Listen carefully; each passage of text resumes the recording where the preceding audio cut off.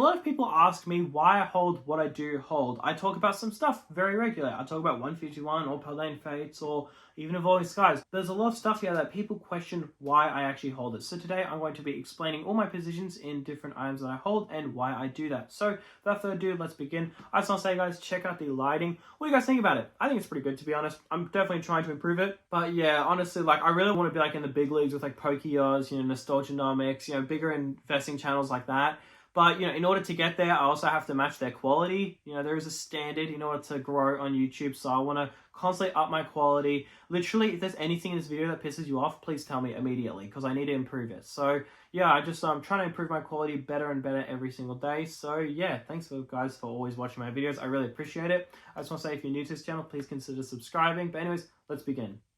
Alrighty, so first of all, I'm just going to cover the quick ones out of the way. I'm going to cover the ones that I talk about the most, and I'm just going to get them done out of the way. So first of all, 151. I've got Mini Tins, Zapdos collection boxes, I've got Alakazam collection boxes, and poster collections. Why do I hold all of these 4 items? Well, purely because they are reprinted so much. Reprinted items create opportunities, right? An item that's short printed is basically useless. Unless you bought it on the first time it released, it's basically useless to you, right? ETBs is a great example. People tell me, they say, well, Sam, the reason why 151 ETBs are worth so much is because it's such a good item. It's so good. People try to almost deny that it's the fact that it was short printed. But let's look at the data. A binder collection from 151, also a short printed item, is the exact same appreciation, if not more. A 151 booster on MSRP is about $100, and now it's about $500. So it's about a 5x. Binder collections is a $50 MSRP, and it's worth $250. They have appreciated the same amount. So then you question that and you go, yes, ETBs are a great item, great display, yada yada, we all get that. But you look at this other item, which is literally 4 packs and a binder, and it's the same appreciation amount. Maybe 151 ETBs are up so much, maybe not because it's the best thing after sliced bread, but maybe it's because it was short printed. Yes, ETBs are great, sure, but like, you look at that and you go, oh, okay, so it's just short printed items. There's nothing to do with the product itself. But then you look at other items like booster bundles, poster collections. Why are those so cheap? Why are they performing so badly? Because they've gotten print waves. So then what you do is you buy them up. You buy the most printed items for holiday sets. And the reason is because ultimately, in the long run, it doesn't matter. The price per pack will eventually correct itself, right? Like UPC price per pack is $37.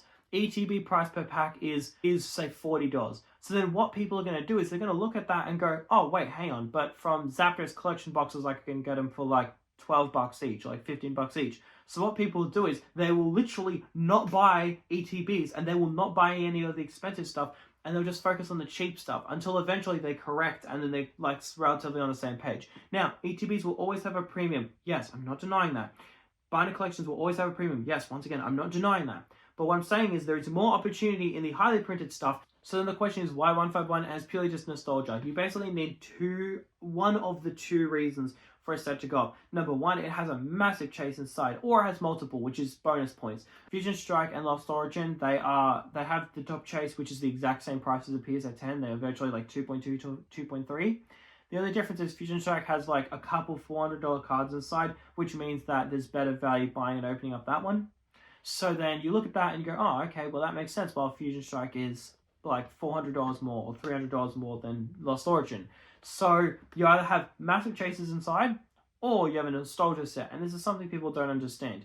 People look at, Evolving Skies being a $5,000 booster box, and they look at that and go, oh, okay, it's because it's an expensive chase inside. And then they look at 151 and think there's no way this is going to go up. There's no way it could. I'll tell you why it can go up. The reason why it can go up is because it's a nostalgia set. Compare it to sets like 20th celebrations. Compare it to sets like 25th celebrations. Those sets don't inherently have a very large chase inside, but it's purely just the fact that it is a nostalgia set. X and Y Evolutions is a great example. A $3,000 a booster box, meanwhile the top chase is like $200.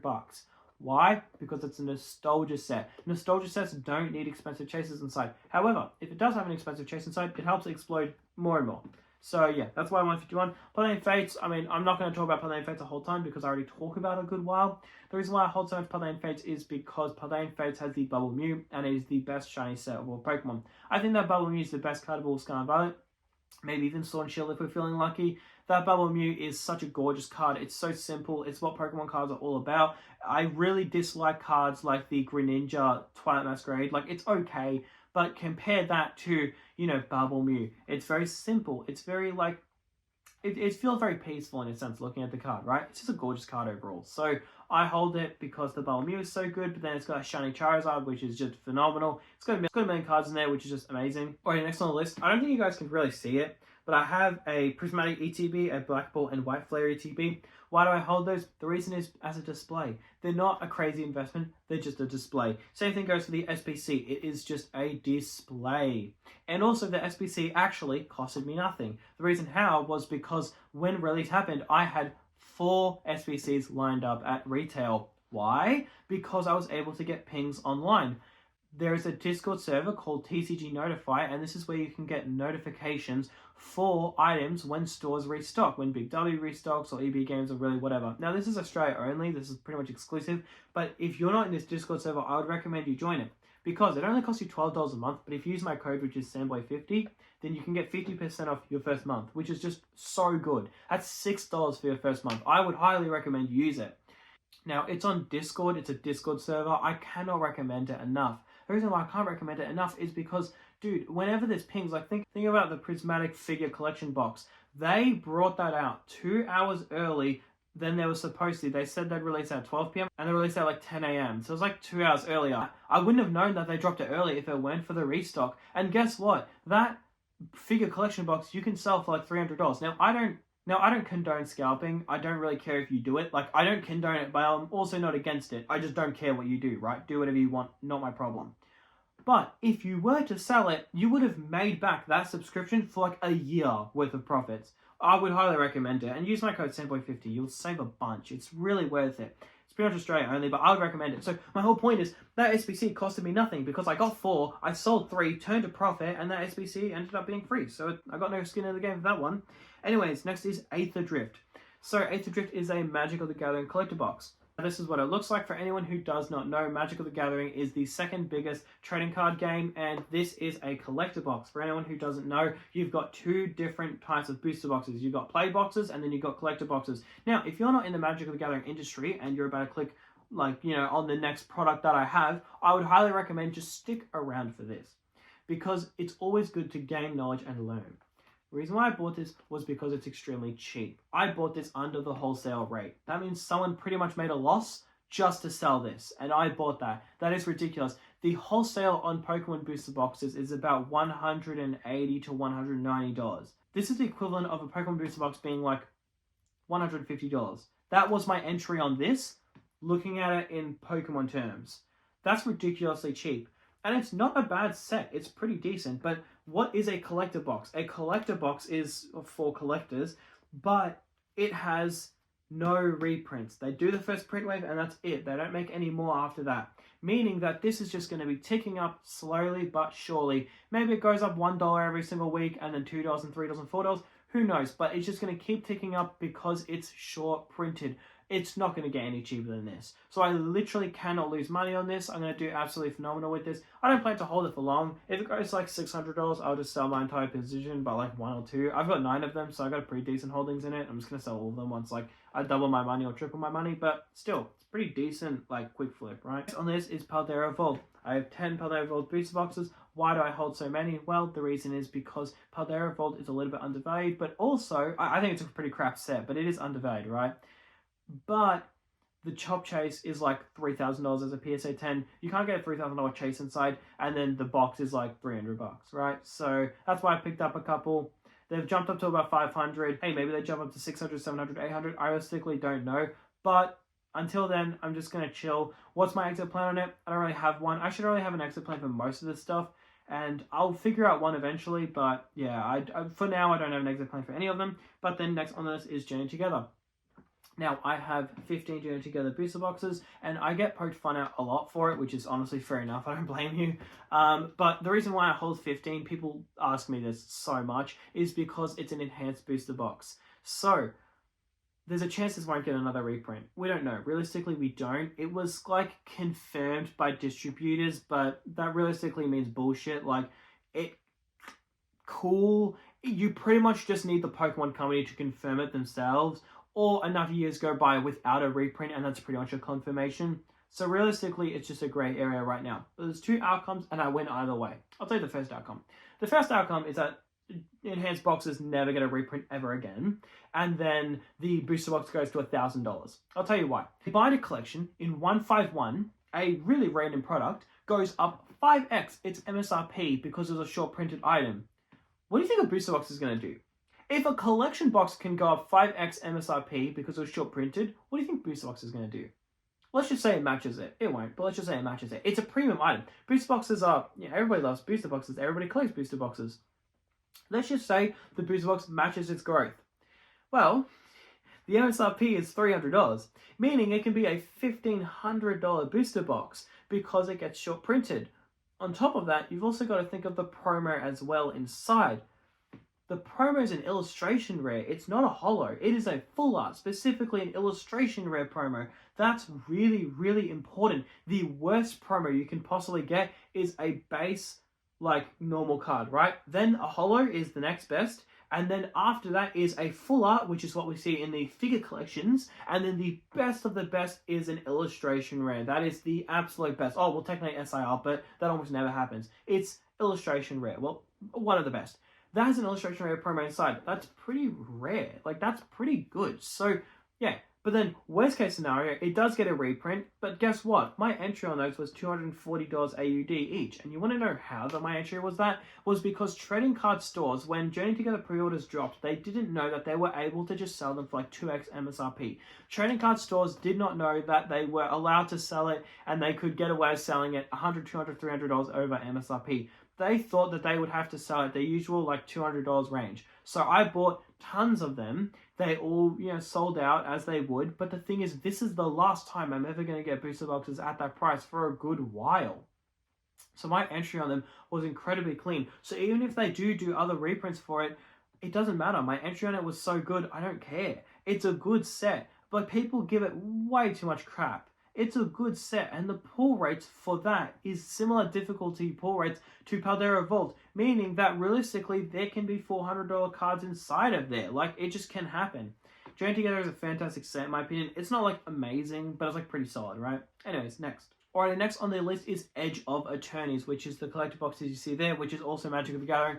It's the same thing as Journey Together. Magic of the Gathering has been doing so well recently. But Edge of Eternities was the last set that these trading card stores realized that they could actually sell it above MSRP. Like, most of them just sold it at like under MSRP or MSRP.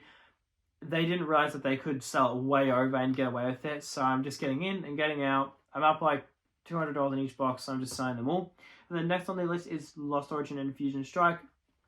I have two booster boxes, and the similar thing as the ETBs, it's for display. I think Lost Origin is going to do amazing. I think Fusion Strike is going to do amazing. But I think Evolving Skies is going to outperform both of them. So why would I hold them? The answer is just a display. I use them for photography, I use them for thumbnails, I use them for the display. I get more value than just a box sitting there, right? Like, I actually get pretty decent value out of them.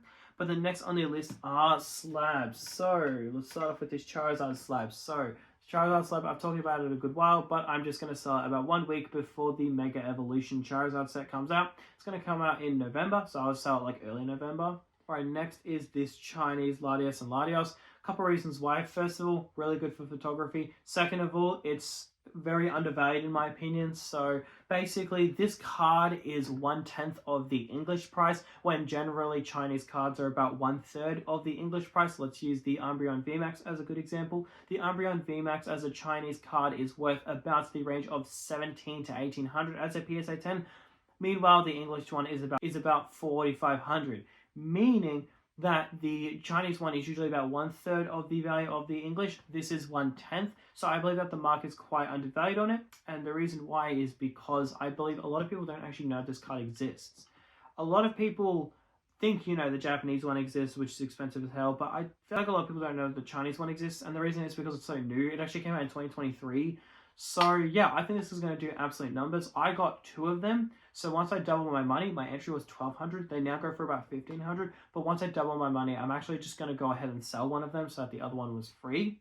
But yeah, it's just a good entry. But also, if you're watching my video and it's like from this distance, it looks like the English one, and then you watch my video and you're going to think I'm a bowler when I'm just really not. But it makes me look way better than like I actually am. Like, it makes me look like this rich guy when I'm really not. But, I mean, it looks good for photography, and it looks good in the background, so... yeah, everything about it is just a win. Alrighty, and now we're getting into my 2 last positions. These are my highest positions.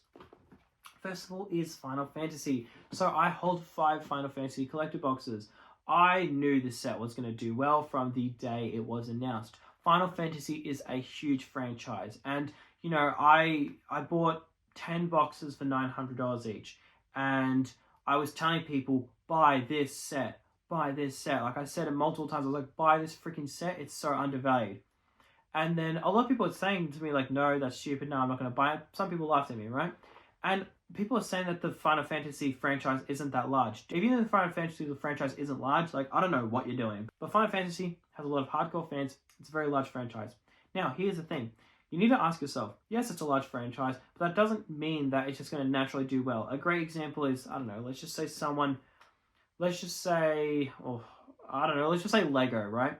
Lego has a massive fan base, but generally people in the Lego industry are more wise with their money compared to people in the Pokemon industry. So yes, there may be more fans in Lego, I don't really know if there are, like versus Pokemon, but the difference is Pokemon in this industry are a lot more spendy. They spend money. Pokemon fans, they buy merch, they buy plushies, they buy cups, they buy trading cards, they buy booster boxes, they buy. Some other place like Lego could have more casual fans. So maybe it has more fans, but it's more casual fans. Final Fantasy is like Pokemon. The fans inside are ridiculous, man. They are so hardcore. And like, let's just say this green chick here, right? I don't know what her name is, but let's just say they've made a Magic the Gathering card of her inside this set, right? If you're a massive fan of her, and you're a massive weeb, and I don't say in a mean way, like, I legitimately mean that. Like, if you're a weeb, and you're just, like, got glass on, you're like, oh my gosh, this card is so nice.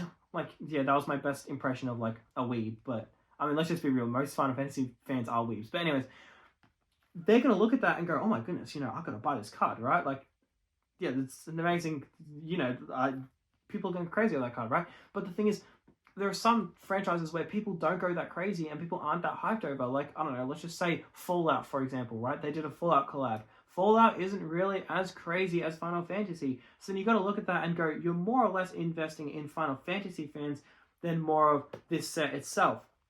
But then on top of that, this set is amazing. It has a $10,000 Blackbird inside. It has a bunch of neon chocobos that are so expensive. It has a bunch of surge foils people love. But also, it has that serialized chocobo card inside. That serialized chocobo card is... And that chocobo was like $120,000.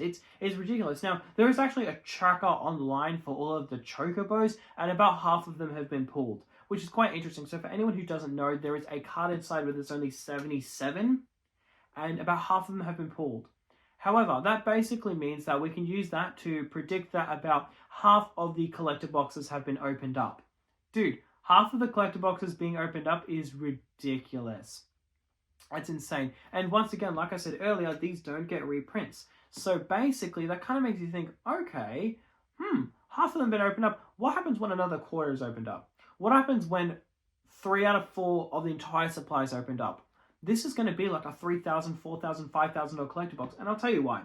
A lot of people are saying that once all the chocobos are pulled, then that's it. It's never going to go up. I'll tell you right now, all of them aren't going to get pulled. I'll tell you why.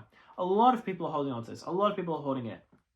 You need to think to yourself, let's just say, so I have 5 of these collector boxes, right? I could have a neon chocobo in mine. Probably don't, but let's just say I do. I'm never going to know that. But also, I'm not going to open it up. I have the discipline to hold myself back from opening them up. So I'm never going to know. Kind of makes you think, there's going to be a lot that's just going to be in sealed boxes and they're never going to get discovered. So then what's going to happen is there's always going to be ones readily available to pull. But the box price is only getting more and more expensive. And let's think for a second. Fusion Strike. People say don't open up a Fusion Strike booster box. The top chase inside is only like $900. Meanwhile, the box itself is like $1,400. So don't open it up. Okay, if you want to go by that logic, there's a $120,000 card inside. So in theory, the highest this can possibly go is $120,000 booster box. In that theory. Now, it won't do that. It won't even go close. It won't even be half of that, or even a third, or even a fourth. But my point with this is that there's always going to be incentive to open it because the top chase is so expensive. But then you need to ask yourself, even if the top chase, even if all of them get pulled, right? There's still a $10,000 Blackbird inside. There's still all the Neon Chocobos. There's still plenty of heat inside. People love Final Fantasy. People have gone crazy over this set. And the problem is people are trying to replicate its fame for Spider-Man. Bro, there's so many people that I talk to that invest in Pokemon, invest in Magic the Gathering, and they're all saying to buy Spider-Man. I'm thinking, dude, I was literally there when Final Fantasy was $900 a booster box. Like, where were you? I said to buy it. Like, the first one to do it is always going to go up the most, right? Evolving Skies is a great example. Evolving Skies goes from $200 to $600. Meanwhile, it's still in rotation a couple years ago, right? Then the first thing everybody does is they start looking for the next Evolving Skies. They start looking for that set that's going to go crazy and that's going to go bonkers. People say maybe it's Temporal Forces, maybe it's Paldea Evolved, maybe it's Twilight Masquerade. They're always looking for that set. Which set is that Evolving Skies? Could it be Prismatic? Could it be Surging Sparks? People are looking for it, right? But the first one to do it always does the best, right? So in my opinion, the first one to start this whole Magic the Gathering craze being Final Fantasy, this is going to do the best. So yeah, that's why I hold so many. Now, here's the thing. I hold 5. Once they go 3, 4, 5,000 each, then I'll start thinking about selling a couple. And the reason is because why do we invest? We all invest. It all comes down to the same reason. For an ease of life. You want your life to be easier in the future than it is now. Now, it could be, maybe it's not you. Maybe you want your kids to have an easy life. Maybe you want your wife to have an easy life. But the point is, you're investing so someone has an easier life. I don't want to be 40, 50, 60 and I'm struggling with the bills because I see people who are and I feel bad for them. They're in a very tricky situation. But here's the thing, I am blessed and fortunate where I can be 19. I live in a very good country where things are relatively affordable. Dude, you look at places like India or Asia, they have to work their entire day. They have to work 10, 15 hours just to afford the smallest apartment and they get food and they're too exhausted to do anything. Dude, we live in a society where you can work at Macca's for an hour, make $20, and then you can buy an entire week's worth of food for that. Realistically, you can buy rice, you can buy broth, and you can buy frozen peas and that can be your meal. Dude, people in other places have to work so long just to match that, and you can get that in an hour. We all are very fortunate. If you live in really anywhere but Asia, India, Africa, if you live in these places, like, I feel bad for those people, right? But what I'm saying is that I'm very fortunate where I have the opportunity where I can start a good foundation in my life so that in my future, I'm not going to have to worry as much over finances, right? It's not just so I can be a lazy bum and sleep all day. No, it's so that I don't have to worry about those certain things. I see how people's marriages fail because of finances. I think that's the number one reason why people get divorced. It's because of finances. And for a lot of people, that's because why they get so stressed. So we all invest for a very specific reason, and that is an ease of life in the future. So my point to this is that when I own 5 of them, if there was $5,000 each, I will not be able to sleep at night because I'm going to be too concerned that Magic the Gathering is going to stuff that up. And I'll tell you why. Because Magic the Gathering has a very good history of stuffing up everybody. They have a very good history of stuffing up investors, collectors, players. They stuff over everybody. I'll tell you why. Because they'll say, yeah, we'll never reprint this, and then they just do reprint it. Now, you might think to yourself, yes, that's what I'm talking about. Investors get what they deserve. They're losing money. Well, no, it's not just investors. It's also players as well. Imagine you fork out $50, $60, $70, $100, $200 for a card that you want to use in your deck, and then they said they weren't going to reprint it, but then they just reprint it, and then it goes to $1 or it goes to $2. That's ridiculous. That doesn't feel good. Maybe you're never going to sell it, and that's fine, but you still want your stuff to be valuable. A great example is collecting. Mate, this card used to be $200. A lot of people own this card. A lot of people love this card. Even if this card goes to $10,000, a lot of people won't sell it. But you know what? For a lot of people, they would think, heck yeah, I'd love for it to go to $10,000. That'd be sick. I can I can collect, but also have a nice chunk of change worth of Pokemon cards. That's great. Everybody loves to collect something with value, but then it also goes up after they've bought it. Everybody loves that. That's great.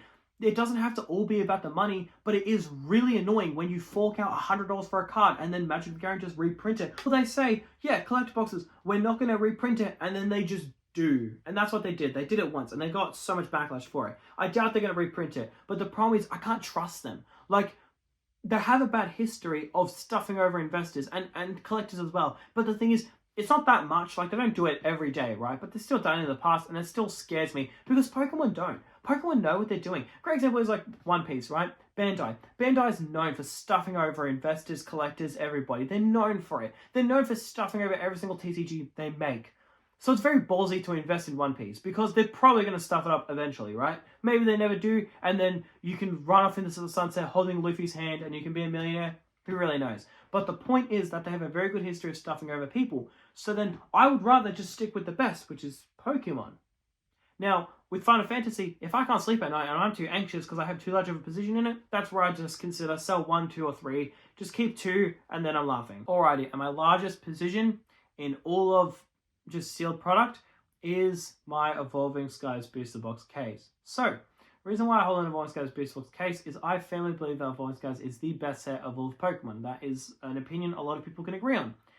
But Pokemon is the biggest trading card game, meaning, in theory, you are holding the best set of all of trading card history.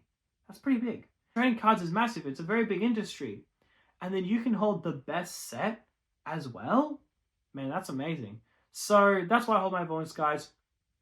If it goes to $5,000 a booster box, oh, well, it already has. In Australia, there was an auction and it sold for $5,200, which is ridiculous for the record. I'll tell you why it's ridiculous. Because, well, I mean, it just is ridiculous. But the thing is, you look and yeah, the buyer actually paid for it. Like, it was an auction. They bidded that. But when you go on sold listings on eBay, what eBay does is if the buyer doesn't actually pay for the item, then it won't show it on sold listings. But since it does, that says to me that the buyer actually paid for that. Someone today or yesterday paid $5,200 for an Evolving Skies booster box. It's pretty ridiculous. So when will I sell my Evolving Skies booster box case? I don't know. I don't have an exit plan on it right now. It's always good to have an exit plan. Like, everything has a lifespan.